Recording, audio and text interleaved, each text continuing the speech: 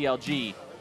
Fiora that was banned away last time by P1 in the second part of the ban phase. CLG hovering that right now. Don't know if you're going to pick it that early. Instead, just going with that Jhin again. Yeah, it's the Fiora to be like, I dare you to pick Shen. We left it up. Go for it. If you do it in the first round, they'll be able to pick it there. If you don't, they'll pick it in the second. Omar God back on Old Faithful, though. Getting the Gragas in there. Wait, P1, this isn't the right hover. You don't have a Lorem in there anymore. Ha! It is giving him back. Oh, Mike Young hugger last time. A little awkward, but still. Omar God's face there is like, Gragas? Is that for me? It's like, oh, okay, sure, let's do it. Yeah. Let's get it in there. Get a tank in the jungle. We'll see if it goes to him again. Okay. Nidalee. Mike Young Nidalee. He was pulling so many bans before and after and during Rift Rivals on this champion, and it's the Nidalee Renekton combo. They're trying to crush top lane here. You've got to be prepared for that if you're CLG, and especially if you're Darshan. Omar God, too, might be the cavalry that's called in to provide the backup for him. Or, wait a second now. Okay, never mind. That is not a Gragas in the jungle. That's going to be Gragas top. Yeah. With Omar God on Elise. Yeah, it was the potential to have that Gragas be in the top lane or the jungle. Like I said, it's not flexed around a lot, but think back to the beginning of the split, Darshan, who had been slumping in spring, came back in and he was playing Gragas pretty much every game, and it was like, this looks so good for him, where he's engaging, he's pushing people off of turrets, he's 2v1ing, he's getting dove, and he's coming out on top. Like, it was a very good champion for him, and he was roaming and taking CS deficits, but still coming out on top. But they've picked an aggressive jungler to match the 2-on-2, because if you pick a tank jungler here against Nidalee, you are donezo. Yeah, that is not going to work out very well. I mean, they shut it down last game with Lee Sin not being able to get off the ground early on, but Nidalee is definitely a monster in the jungle in her own right. The Kassadin ban from Counter Logic Gaming was kind of implying they would have liked to pick the Talia, so it's banned away by Phoenix1, as Cassiopeia also banned out a lot of mid lane targeting from both of these teams, considering they both have yet to pick those mid laners. The pool is shrinking. Corki, Orianna, LeBlanc, Syndra. There is so much still up that I consider it's a big top pool here, and they're not going to ban another here. So, yeah, it's a big pool. Mid laners get mid laner life, man. Yeah, you can take half the pool out, and you've still got a really, really big amount of choices. And everybody still hates all those champions and playing against them. Everybody's still going to complain whichever one they go up against. But we didn't mention. Yep, we forgot all about him, but Lucian locked in for CLG.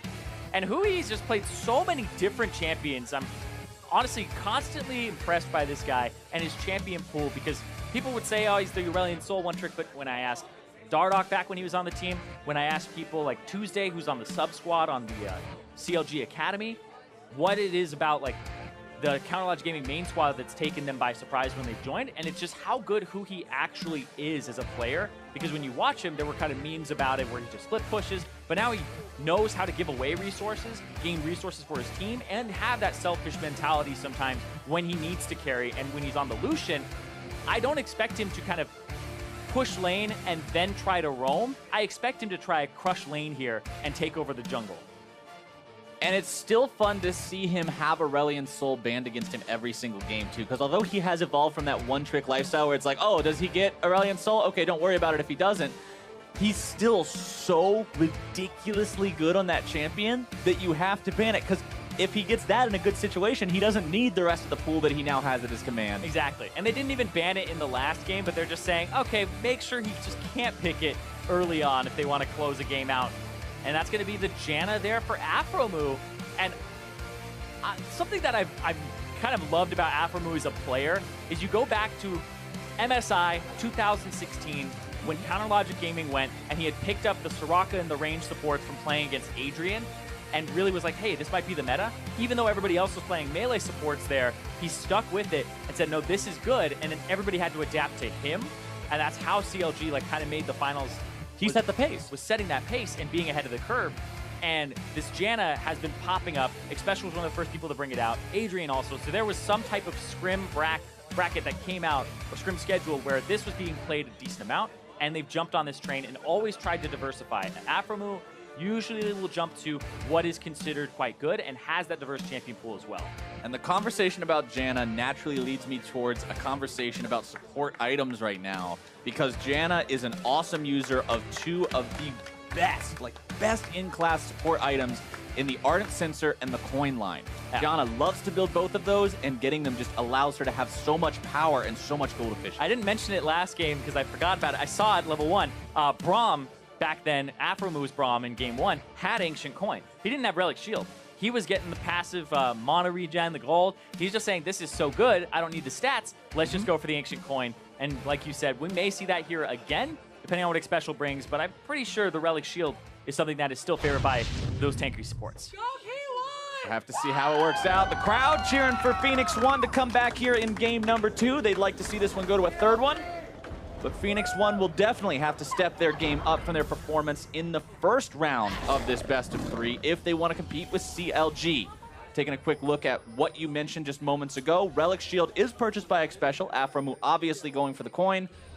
So efficient, so gold effective. I actually want to make sure that we remember to check the gold comparison for gold earned through those support items for these two, around 10 minutes, 20 minutes, things like that, because it usually is a lot higher. 1 versus 1, auto attack for auto attack. Yeah, it's like Fervor is a little bit better than Warlords in these early trades, so Huhi gets the better of it. He also has Ignite. Huhi is just, that's not a Lucian that's trying to sit around. And look at this, another early invade here at level 1. This is to get the wards, possibly hit the traps. Nope. That they're not going to walk over because, yeah, they're invisible, so like you don't see them, but you kind of know the setup.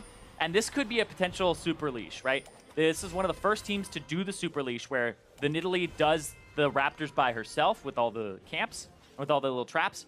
Then Braum comes up with Kalista. You start on that red buff, and now Zig has to guard his top side. And the big thing here is you had Braum, and they didn't invade. P1 did not go for an invade with double range plus Braum. And you have to kind of ask why. Well, I mean, triple range. That's true with the Nidalee. And it feels like they just aren't trying to push their game. And now CLG, without their jungler, they're going to have their bottom side invade here. And they're saying, no super leash for you. They're going to try to steal these. Look at that. All it needs a couple of them. They do manage to steal one of the little chickens away. If he hits the Q. Oh, Afromu has to flash on this one. They're going to be following him anyway. Afromu stunned up, brought down first blood, P1. You get some Raptors, but you get collapsed on it. This is what I said last game, is the way that you counter it is having 3 people there, and they had 4. They brought everybody because it's the bottom side of the map, not the top side because P1's blue. That was how you do it. P1 say, we're learning. It only takes 1 game. Fool us once, shame on us. Fool us twice, that's not happening. CLG has been creative with their level 1 strategies, but Phoenix1 with the good read, the good stop to those shenanigans this time. Now Huhi jumps forward onto Ryu. Ignite already used. Ryu gets himself back. Huhi eats a turret shot, but... Does it matter? I don't know. I don't know. That was very aggressive. Because Ryu blew his flash here to help out. They're getting some attack damage down. Mike Young is barely picking anything up, but then it's the collapse here, especially landing the Q. Afromu just overstayed in that, and he was kind of the least involved person, but he got tagged by the kind of wraparound from Xpecial, because they had vision of the red buff and who was starting it and who was holding it, but then he came around the side and got Afromu there without having to burn his own flashes. Arrow and Ryu burning their flashes for the flash exhaust. Omar stole Mike's blue. Mike's going to steal Omar's blue. The law of the jungle. Xpecial moves up just to make sure that nothing bad happens to Mike on his way out, which it won't. And this is one of the hardest situations to navigate as a jungler. Hold on, Afromu has no flash. Arrow's level 3. They're going to try to go in, try to get Stixay. Stixay walking way too far up there. 4th V3. Himself away, though. CLG coming in for the collapse. Trying to take down Mike Young, but he's able to heal up. Huhi's in trouble. Arrow grabbing the kill. And oh my God, no now flash. might drop as well. The 3 versus 4. Mike Young staying alive. All right, I said it's one of the worst places to be as a jungler where you're behind in tempo and you have to kind of fight for camps. This is one of the best places to be. You're 1, 0, and 2, and you killed the mid and the jungle. You're going to be able to own any part of the map here when you come back on it as this Nidalee. And your AD carry is 2, 0, and 1 with Kalista, a powerful meta champion. Phoenix1 is back with a vengeance here in Game 2. And the flashes are down in every lane except for top. This Nidalee can go wherever she wants, and I kind of trusted Mike Young's proficiency with this champion to be able to capitalize off of any slow that comes through. Any slow that comes through. Xpecial not getting that winner's bite. Nope. Right here, Afromu's still level 1, and then Arrow hops over after the second attack there, and then Stixay has to flash away. Mike Young. Let's watch this here, because they try to get on Mike Young, but then he goes over, he gets healed from Arrow as Huhi commits, and then they are able to stun Huhi, kill him, and then reset onto Omar God, who went over. And 6A doesn't have anything to flash with, no way to get over, and then it's not enough damage there from Omar God as the heals were coming through from the Nidalee as well. So much work being done by Phoenix1, and especially by that Winter's Bite and just those... What is that ability? I always forget. Concussive blows? Concussive blows, that's what it is. I always get that flip-flop. Some people call it just Winter's Bite right off the bat. Winter's Bite, the concussive blows, right. But that has done so much for this team early on, getting them all 3 of these kills against CLG. Phoenix1 has got to keep that momentum going, though, and Mike Young and Omar may run into each other. This is the one as they lane both that head towards hasn't the been top built side. yet, and they have... Zig's very low. Darshan close to being taken down here. Mike Young going underneath the turret. He might be dead. Oh, nope. Takes 2 shots. He's out of there. Yeah, didn't have flash. That might be 2. He's got to just... Omar God gets the flash at least. Yeah, got the flash there, so that's what you can get in that situation, if not a kill. And now we're looking at a lot of flashes down across the board, every single one except for, there's one coming up soon for Aphromoo. But I feel like as a jungler, you just go anywhere, you're going to have a good time. Huhi really taking a bad trade there against Ryu, who's almost out of mana, which could have been what prompted Huhi to go for the trade to begin with. Yeah, Huhi just has better trading stats right now, and Aphromoo, Oh! Yep. A lot of damage coming through. Arrow hasn't even shopped yet either, by the way. Those are going to hurt a lot more once he comes back. Yeah, he's got 2,200 gold. And Darshan checks, I believe Zig uses the stun there before Mike Young is actually in range or ready to follow up. So goes for the W, commits to it. Interesting that he kept going.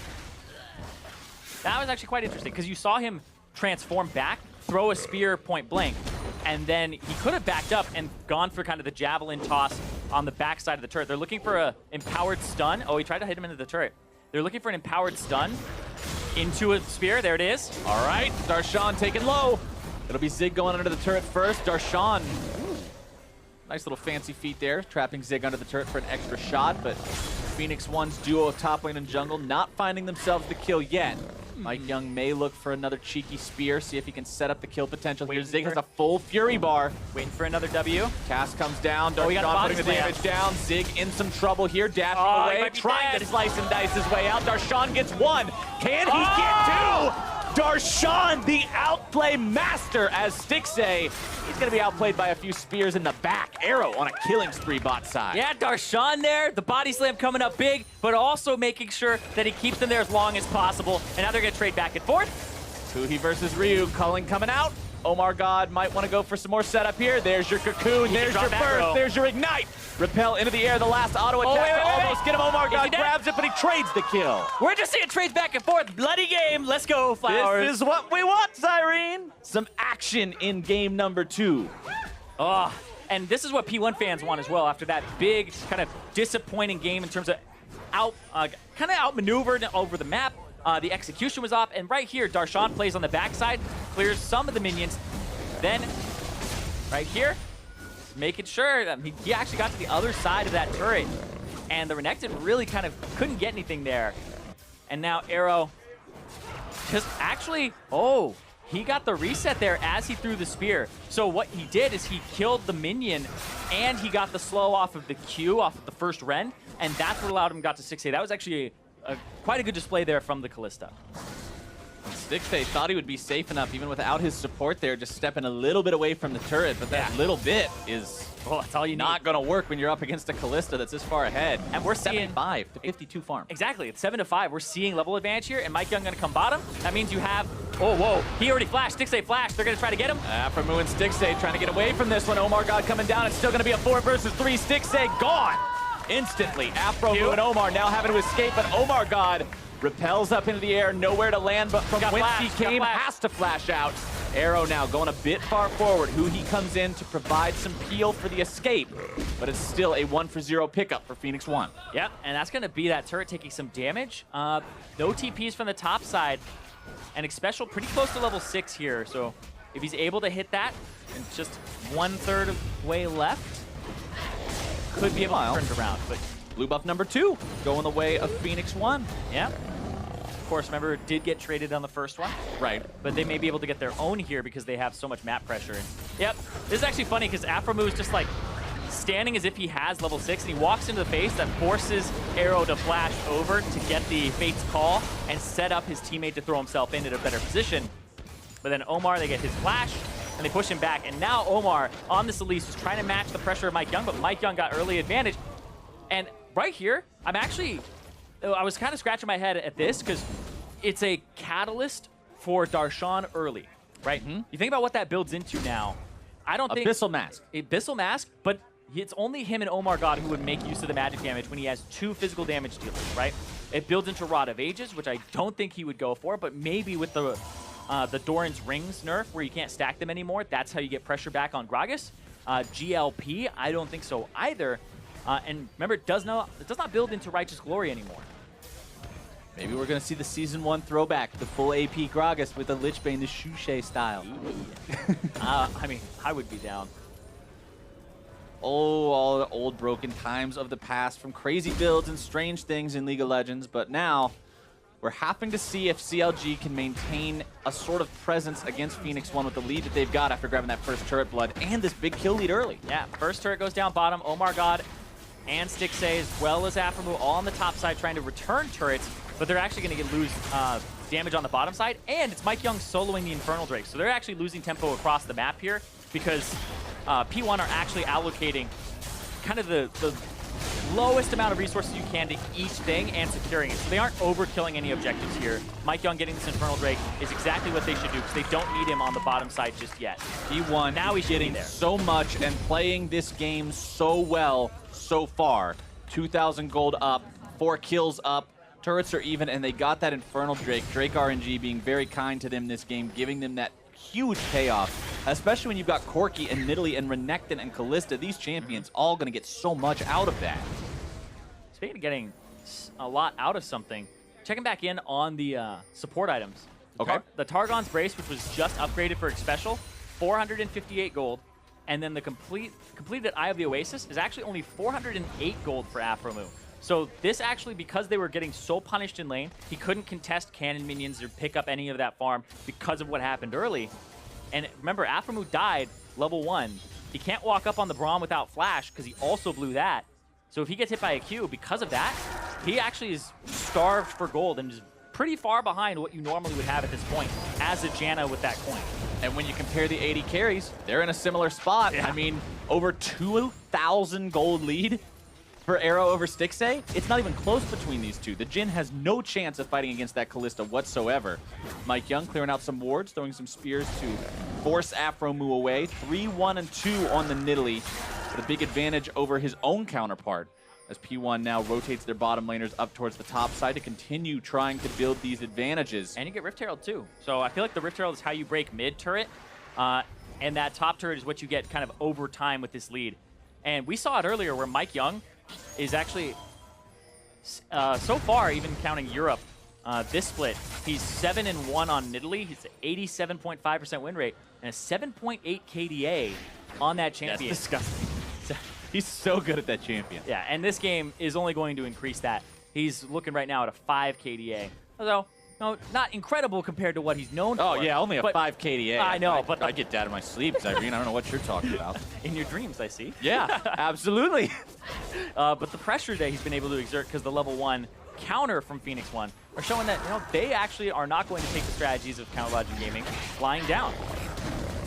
Rift Herald being picked up by Phoenix1. Mike Young and Ryu doing plenty of damage to take this one down, but with Special and Arrow coming over, it'll make sure that there's no attempts from CLG to try to steal this one away, stop it, start any fights, or honestly do anything.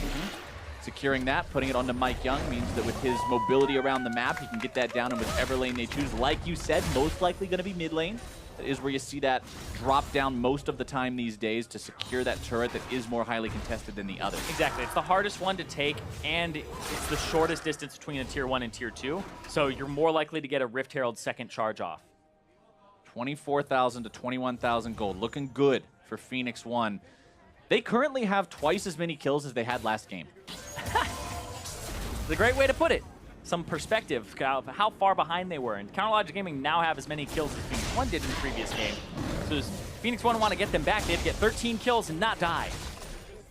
Now, the thing I want to keep my eye on, Zyrene, is how Phoenix1 will transition this as we move to the mid game. A lot of times people consider the difference of early and mid game to be around that 15-minute mark.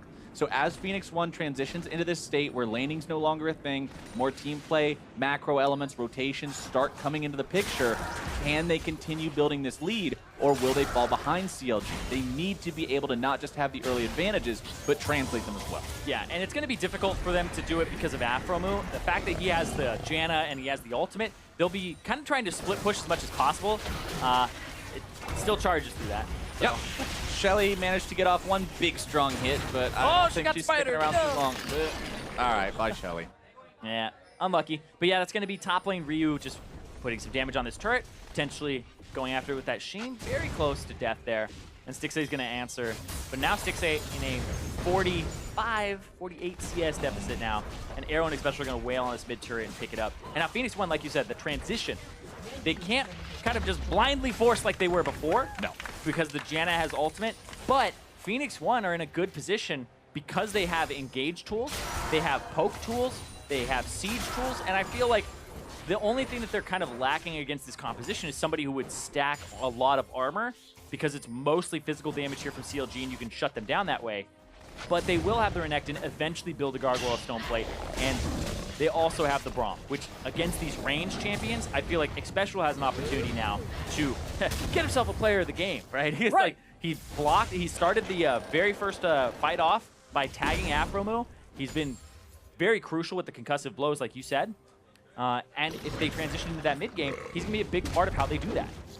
Darshan finding Zig down here. And talking about the armor stacking, I'm normally one of the people that is very quick to criticize teams that don't take advantage of the ability to stack one resistance, but Zig, okay, currently he's got an ulti to actually get some damage back. Fight back here against Darshan, who Darshan still winning the 1v1. He's got ulti still. Explosive cast knocking Body away. Body slam flash. Oh, Deadly flourish. Arrow with the heal, and now Darshan caught out, taken down. The bait from the alligator. Yeah, the flash away from Darshan. Callista Spears will follow you, but if you go, like just like all other auto attacks, but if you go into Fog of War, she actually hits the ground instead. So if you pick a different flash angle, you'll actually just see the spear get planted in the ground. It's actually a mechanic that Callista has where she can't cancel her auto attacks, right? Because it starts her Martial Poise, but her Martial Poise passive also says if they duck into Fog of War, then you actually drop the spear. Well, she's not dropping the spears that she's piling into this Mountain Drake. Another good Drake spawn for Phoenix1. They'll get this one no contest, just no like Ren. they did the first. No Ren. He's just saying, no, Mike, you do this. WTF, wasting time, no Ren? No Ren. Report. 80 carry. What? Autofill. But they're doing quite well now. They're up 5,000 gold. They have both Drakes, the Mountain, which will help them close the game out, and the Infernal. And Counterlogic Gaming, we were talking about consistency. They're trying to find it. They found it against all those bottom teams, but this is the bottom team. They are 10th right now. They don't feel like a 10th place team when you watch the games, but the CLG made it look like they were 10th place last game, and now they're just trying to get them back. And right there, ooh, if it's just a little different, if it's any other angle and you can get an auto off on him, it's different. And Darshan chases, and that goes all the way, and that means that Arrow doesn't have to blow his own flash, and Darshan's engage power is now down for the next 5 minutes. Darshan with that Iceborne Gauntlet up and running, so we don't get to see what his catalyst becomes just yet. I think it's just a catalyst. He's just got it for HP. That's just all for it is. Healing, for the mana. I feel like he's going to be on that catalyst for a very long time. Honestly, the difference in itemization right now between the two mid laners is so huge too, just because of the spikes that are being hit. They're only 1,000 gold apart, but Sorcerer's Shoes Trinity Force is a very strong core game. He's got a flash. There's no body slam flash. Oh, Darshan not quite getting the slow. Huhi putting down the Bilgewater Cutlass. Darshan's got to be careful that he might just drop here. You don't want to make this a 1-for-1, but they will anyway. Ryu's got the move. Yep, Ryu gets something back. He actually gets the flash out of Huhi as well, but blows his own summoner spells to return a kill. And this Lucian's just looking at item parts, right? Huhi is actually not that powerful right now compared to the power spikes that Ryu has. Yeah, Huhi is not strong really at all. Bilgewater Cutlass, Hex Drinker, I mean, those seem like solid half items on their own. But when you compare it to a Trinity Force and a Sorcerer's Shoe and the pieces of that Zeal evolution, most likely Static Shiv, Rapid Fire Cannon, those sorts of things, it's really not a comparison.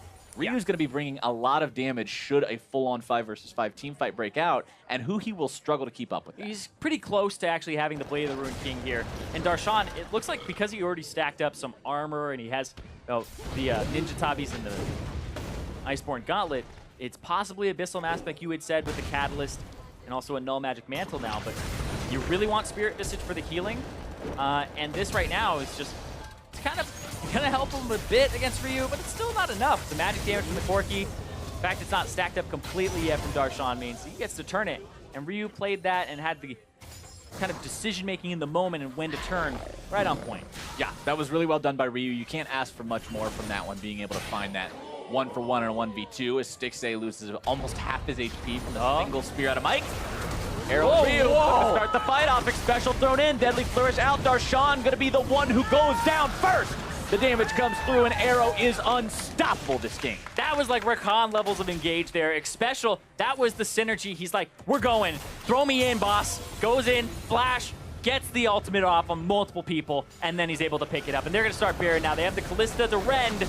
Fearless play from Phoenix1, and Baron is dropping fast. Omar has a chance. Already down to 1/3 HP. Omar going up and over. Repel comes down, but it's still going to be secured by Arrow. And they also get the freebie kill onto Omar God, as lots of damage from those rockets out of Ryu means CLG has to retreat. Aphromoo, good disengage there with the Q. Special though, looking for Stixxay. Might get a flash here. Nope. Bite. Nope. Stixxay fast enough to walk away behind the minions. Last game, Zyrene, when the curtains were closing on Phoenix1, we talked about it's not just the win for CLG, it's more so how you win. You've got to look convincing. As a team contending for first place, you should be stomping the 10th place team. But in this second game, you would think that Phoenix1 is the first place team and CLG's sitting at the bottom. Yeah, and this is one of those games where it's hard to kind of pull a lot of information from it. I think the last one was as well, because level 1 screw up so much in professional play where people get a lot off of it, and then you start having pretty disgustingly ahead fights like this where Arrow is able to just be a frontliner, dance around Darshan, and able to pick it up. But Special there with the engage, paired with Arrow, came out on top and got them that Baron. We're looking at a 10,000 gold lead now for P1. 21 minute, 10,000 gold lead. This is just as strong of a lead as CLG had against Phoenix1 in game number 1. But now it's P1 who's got the 5-0 80 carry. The 3-1-3 jungler with the Rod of Ages and the Runic Echoes that's just destroying health bars with these spears. Nobody on CLG is tanky enough to deal with this either. Yeah. The only person remotely tanky is the Gragas. Yeah, and he's getting shred still. And then QSS for Arrow to make sure that he can't really get caught by too much if he plays it correctly. And now, like I said, the level 1s screw up so much. So many flashes were burned early.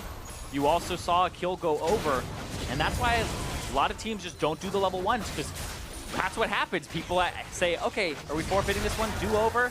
Because a lot of teams know how to close games once they get to that point. Right. Phoenix1 have struggled a little bit with that, but the level 1 really just kind of has a snowball cascading effect where the flashes that were blown, the kills that went over to Mike Young, went and just did a standard jungle route to the bottom side, and then they came up big, and now they're trying to get something back. Roots onto Ryu. T1 going for this fight. Tier 3 falls. Ryu going to be taken low. Aphromoo having a sidestep some of the Glacial Fissure. Arrow continuing to go forward, jumping onto Darshan. Not afraid of the fact that he's the lone tank. Zig soaking the damage on the front line for P1 now as Ryu gets back. The rest of Phoenix1 going to be falling back in retreat as well. Curtain Call opens up. Special soaking those hits. Not really afraid of them at all. Last one barely hitting him for 200 damage. And now, Cloud Drake coming up in 4 seconds. They rotate towards that. Drake Rainbow. Yep. All they need is an Ocean one, but sadly the game's not programmed to let you do that. So Phoenix1 will just have to settle with 3 different Elemental Drakes in their quest for victory over CLG. Maybe 4. Go for a Mountain Drake, which will come up next. But P1 really want to keep that pressure on, right? They want to be able to not let the Gragas kind of scale up. Darshan is actually the entire game, despite what's been going on, been a little bit ahead of Zig in terms of pressure. Darshan was able to kind of almost win the 1v1 versus the Renekton. He's been up in CS. He's been up in levels slightly as well. And it's just barely Zig kind of edging him out in gold via turret and Baron gold. I mean, he did win the 1 versus 1 against Zig in the bottom lane. Arrow was the one who came in and managed to keep Zig safe in just the nick of time. Yeah, I remember Darshan got a kill top when he was dove, and then he got another one as well. And I like making those arguments because as soon as somebody's like, yeah, Darshan, he won the 1v1, it's all working out for him, but it's a team game. Yeah. And Zig has been working together with his team to make these things happen. Yeah, back in on this game, so they were saying to Lorem, you know, you got the stage time. But, oh my god. Oh man, my Stixay almost getting hit by that winner's bite there at the end. Teammates moving into the way to save him from that one. But P1 wants to put the final nails in this coffin, take this one to game 3 and be done with it. CLG has to find some sort of miracle hold here. CLG with a deficit at 25, 5-12 this summer. Yeah, but look at P1, 10-8 when they have leads at 25. They've had 10K gold leads at 25 minutes. Like, that's late game, and they've had it against Echo Fox, and they lost twice. Right. This is a team that does have difficulty closing games more often than not. When you only have barely above a 50% win rate when you have a lead, it's concerning. But they're in such a strong position right now, and they seem to be playing clean enough that they should have the momentum and the resources to end this one in time.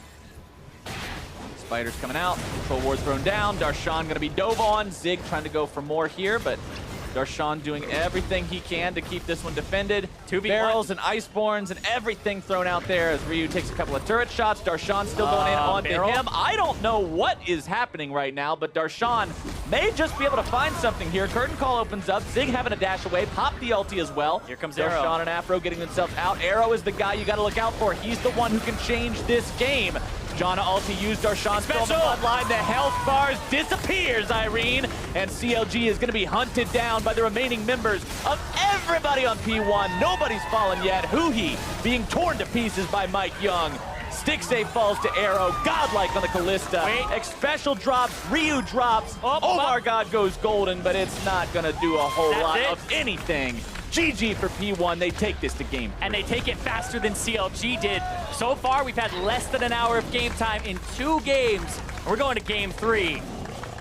What a crazy series between these two teams. Again, so unexpected when you consider that one is fighting to claw out of 10th and one is fighting to claw into 1st. But Phoenix1 will not just accept CLG winning this in a 2-0, especially not after that first game where things look so one-sided. P1 bounces back. P1 put back in Ryu and Zig. It makes all the difference, but the level 1, I cannot stress that enough. The level 1 is so important in League of Legends when you're at the pro level, because if you blow a flash, you're getting revisited. The Janna had so little gold from her ancient coin because he blew his flash. When he went back in the jungle, he's level 1, gets killed again, gets killed very early on. They dive another time. And so Afromu is playing very far back. He can't even kind of salvage this lane.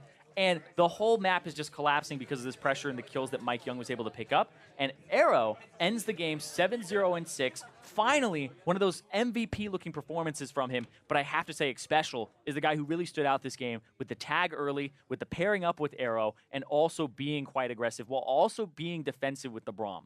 And I want to bring up again what you were talking about with the level 1 and kind of how that creates this really chaotic situation for a lot of teams, because you also mentioned how CLG excels versus the bottom teams. It's only the top teams that have beat them in matches. Dignitas, not Cloud9, Dignitas, Immortals, and TSM, the 3 teams that have actually beat them in matches. Yep. But one reason that they're likely able to do that against most teams, CLG is, that is, because they do these level 1 plays. They take an advantage against their opponents who aren't good at reacting to it, who aren't good at responding to it, and you can just snowball the game from there. But when P1 responds and answers and says, "Get the hell out of my jungle," CLG then ends up on the back foot. They're not able to recover, and P1 has a crazy snowball win. A lot of bottom teams are afraid to dictate the game and say, let's play reactively, because that's not how I know how to play. And they don't go for the aggressive play. They don't go for the one that's going to win you the game. They go for the one that's going to not lose you the game. So they're like, let's ward up our jungle. Let's make sure they just don't do this time. And then we'll get back to neutral, because that's how we know how to play. That's how we play every scrim. That's how we play these types of games. It's how you start level 1 in almost all your solo queue games. So that's what you know, but being able to say, let's go outside of our comfort zone and try this, because you're in such a desperate spot. If they get 2-0, they're very close to being locked into having a promotion tournament spot on Phoenix1's side. So they don't have much to lose here. They have everything to gain to try and get their championship points back if they're able to take games off these top teams. And being able to play aggressively like that and dictate the pace of the game, put them in a spot where they were able to do this in the last team fight. We have one more look at exactly how it all went down. It originally looked kind of bad for P1 here. Yeah, and this is Darshan actually having a very good game. Even though he was camped, he's got a lot of deaths. The Gragas for him seems like a champion that he's able to still deal some damage, gets Sig below half, gets Ryu below half and in kill range, and then blows the flash, and then this has them all come in from the side. Oh my god, Roots arrow to try and delay, blows the QSS so he can get there faster, and Afro actually repositions away so he doesn't have the Monsoon on basically the disengage of the team, and then Xpecial gets thrown in, interrupts the Monsoon, hits Huhi with both his ultimate and concussive blows from the Winter's Bite, which allows Mike Young to go after him and possibly pick him up here at the end, when he does, whereas the rest of the team just goes and dives, and Xpecial and Ryu kind of like, oh my god's here, what's going on? And then he ends up getting picked up. It just didn't work out. If you look at it, it could have been very different if CLG wasn't so far behind. But you have to consider everything Phoenix1 had done up until that point to put themselves in such a dominant position. And now you got to wonder which one of these two teams is showing up in game number 3, because both of these first two games have been such a wash. Yeah, and in game 2, Mike Young having an aggressive jungler like Nidalee, he had Lee Sin in the first one but got controlled by the whole team. They got it back, he got to a neutral point, and then he was able to continue being aggressive, and he was able to exploit a lot of what happened in that level 1. But for me, it's this mid lane pick as well for Huhi was just not convincing, because the Lucian got put behind early, right? He kind of bullied Ryu a bit after the level 1 because Ryu blew his flash, but he wasn't able to completely kind of just do what Lucian wants to do in matchups. So the blind pick of the Lucian kind of stands out to me as something that they said a little bit of a disrespect note towards P1 there, where it was like, we're just going to crush you guys early. We're going to do it again. Gets behind, has almost no say in the game. Well, this series is going to game number 3. Meet us back here in a few minutes to see if CLG can end their weekend in first, or if Phoenix1 can fight to avoid the promotion tournament. Don't go anywhere.